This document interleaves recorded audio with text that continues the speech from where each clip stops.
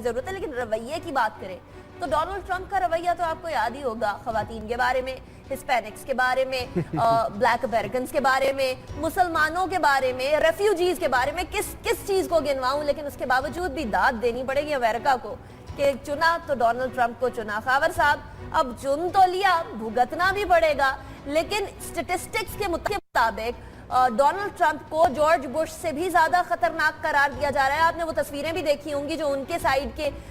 लोगों की थी जब इलेक्शन रिजल्ट्स आ रहे थे। कोई एक शख्स भी दूसरी रेस का नहीं था, सब सफेद फाम थे। अनीका, वो डोनाल्ड ट्रंप तमाम तर बुराइयों के बावजूद अब इस दुनिया की एक बहुत बड़ी हकीकत बन गया है और जनवरी में वो इस दुनिया का सबसे बड़ा, जो जिसे कहते हैं ना कि American president is the most powerful man on earth, he is going to be the most powerful man on earth. ये हकीकत अब हो चुकी है, वो बन गया है, अमेरिकन ने उसको इलेक्ट कर लिया है। और कल मेरी एक अमेरिकन डिप्लोमेट से बात हुई तो वो अगेन चैलेंजेस बड़े सख्त हैं।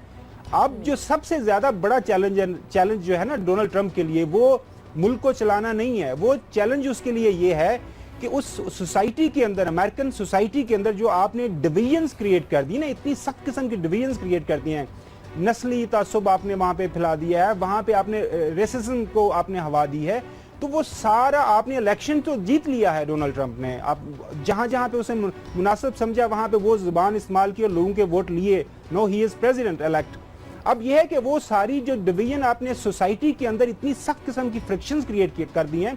उसको आप किस तरह ब्रिज अप करेंगे। अब आने वाले दिनों के अंदर, मैं कल भी एक टेलीविजन पे, अमेरिकन टेलीविजन पे देख रहा तबसरा कि वो वहां पे एक पॉलिटिकल साइकोलॉजिस्ट था, ही वाज द व्यू कि अब जो है अमेरिकन सोसाइटी के अंदर आपने इतनी हलचल मचा दी है। अभी सारी रात वहां पे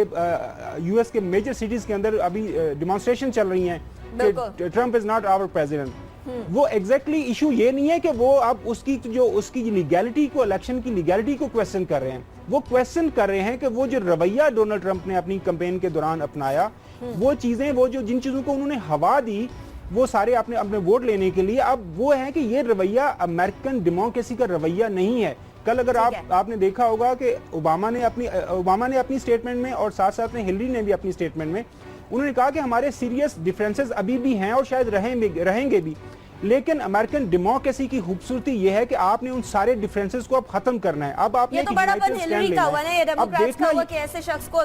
तस्लीम कर रहे हैं। अब देखें एक थोड़ा सा, मैं अनीका इसमें थोड़ा वो कहते हैं कि give the devil it's due. कल वो जब स्टेज पे आया, अभी जो पहली स्पीच के अंदर डोनाल्ड ट्रंप को, ये आप थोड़ा सा क्रेडिट दें, उसकी आंखों में आंसू चले, हो सकता है कि मगरब मच गई हूं, लेकिन वो कह रहा था कि जी pass is pass no, history is history no. अब हमें सब इकट्ठे रहे, उसने डेमोक्रेट्स को भी कहा, उसने रिपब्लिकन्स को भी कहा कि अब हमने सारे इकट्ठे होके आगे चलना है, अमेरिका को बेहतर बनाना है और दुनिया के साथ हमने ताल्लुकात अच्छे करने हैं। अब देखना ये कि आने वाले दिनों के अंदर उसकी स्टेटमेंट्स में क्या उसकी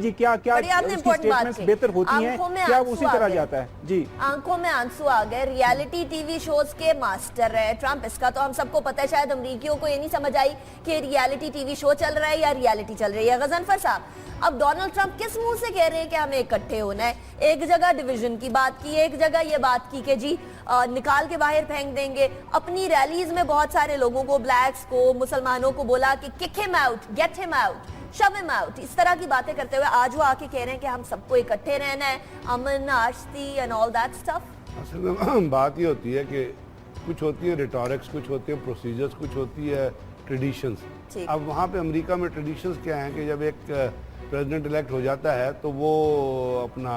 अपने अपोजिशन पे जो होता है उसको रिंग करता है, जो अपोजिशन कैंडिडेट पार्टी का कैंडिडेट होता है वो प्रेसिडेंट को रिंग करता है। ये एक अरसे से वहाँ पे, और वो कहते हैं कि जी हम जो नताइज जो है तस्लीम करते हैं।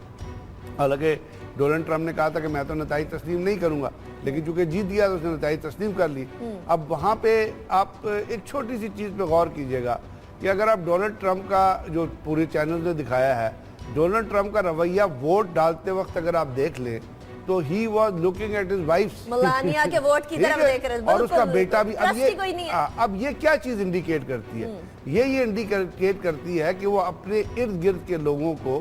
ही इज अ शीपिश मैन, मतलब जो अपॉर्चुनिटी का फायदा उठाना चाहता है और उसको अपने इर्द गिर्द के लोगों पे भी ट्रस्ट नहीं है। उसने कल बड़ी लंबी तकरीर की, अपने वालिद साहब को भी याद किया और अपने भाई को भी याद किया। लेकिन बात यह है कि जो चीज़ें उसके जहन में हो गई हैं, जैसे आप इसको बिल्कुल कंपेयर कर रहे हैं इंडिया में मोदी के साथ,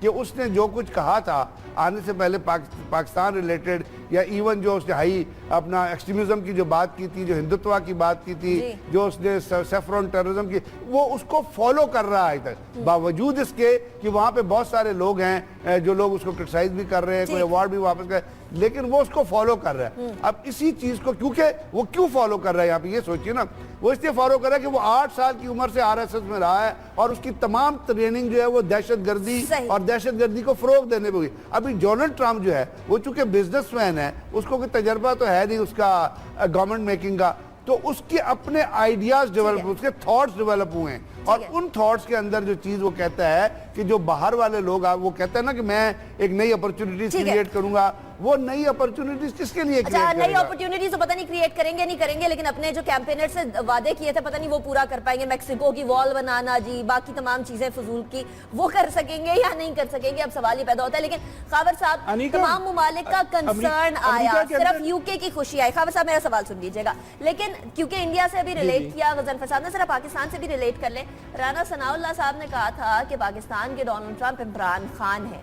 अब ब्रेग्जिट का हम लोगों ने रिजल्ट देखा, बड़ा अनएक्सपेक्टेड था, हम लोगों ने डोनाल्ड ट्रंप का देखा, बड़ा अनएक्सपेक्टेड था। आपको लगता है जो पाकिस्तान के डोनाल्ड ट्रंप कह रहे हैं, राना सनाउल्लाह साहब, इमरान खान, उनके भी अच्छे दिन आने वाले हैं? नहीं, कल वो एक बड़ा मशहूर आर्टिकल परवेज फूदबाई है, उन्होंने लिखा था इमरान खान को चंद महीने पहले, उन्होंने कहा था कि पाकिस्तान डोनाल्ड ट्रंप, तो मैंने कल वो रीट्वीट भी किया था कि अब इनको दोबारा लिखना पड़ेगा हुदबाई साहब को कि अब उनके क्या ख्यालात हैं, क्योंकि अमेरिकन, जिसको हम most established and functional democracy of the world कहते हैं, वेल इन्फॉर्म्ड डेमोक्रेसी, जमहूरियत जिसे कहते हैं, उन्होंने तो डोनाल्ड ट्रंप को इलेक्ट कर लिया है, माने या ना माने, लोगों ने उनको वोट इन कर दिया है, he is going to be the next president of the US.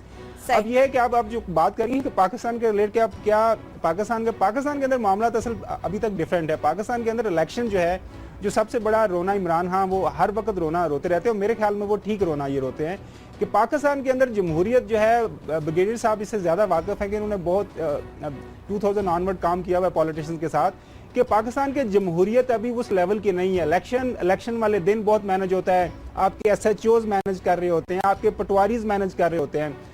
Village level पे ये डिटर्मिनेशन हो रही होती है कि जो थानों को ये क्या कहते हैं, ये असाइनमेंट्स दे दी जाती है कि फलाने गांव से इतने इतने हमें वोट चाहिए, और वो वहां के चौधरी को बुला के देते हैं। हमारे यहाँ जमहूरियत डिफरेंट है, बहुत सारे लोगों ने वोट दिया था इमरान खान को, लेकिन वो इमरान खान का रिजल्ट उसके हक में नहीं आया। पता नहीं वो राना सनाउल्लाह साहब की बात पूरी होती है जी। मैं आपका एक थोड़ा सा मैं ऐड करता हूं, जब आपने बात की, जब ब्रिगेड साहब बात कर रहे थे ना यूएस की, अब यूएस के अंदर एक चीज है कि वहां पे चेक्स एंड बैलेंसेस है, वहां पे हाउस ऑफ रिप्रेजेंटेटिव्स है, वहां पे सेनेट है। वो अगर डोनाल्ड ट्रंप इस तरह की, वो जिसे कहते हैं कि बोंगियां मारेगा, तो उसको बोंगियां नहीं मारने देंगे। लेकिन खबर वो सेनेट में और सेनेट में देखे ना, वहाँ तो अपनी रिपब्लिकन की बर्तरी हो गई है, वो जो बिल चाहे वो नहीं सर, रिपब्लिकन बहुत सारे रिपब्लिकन खुश, रिपब्लिकन बहुत ज्यादा नाखुश हैं सर, रिपब्लिकन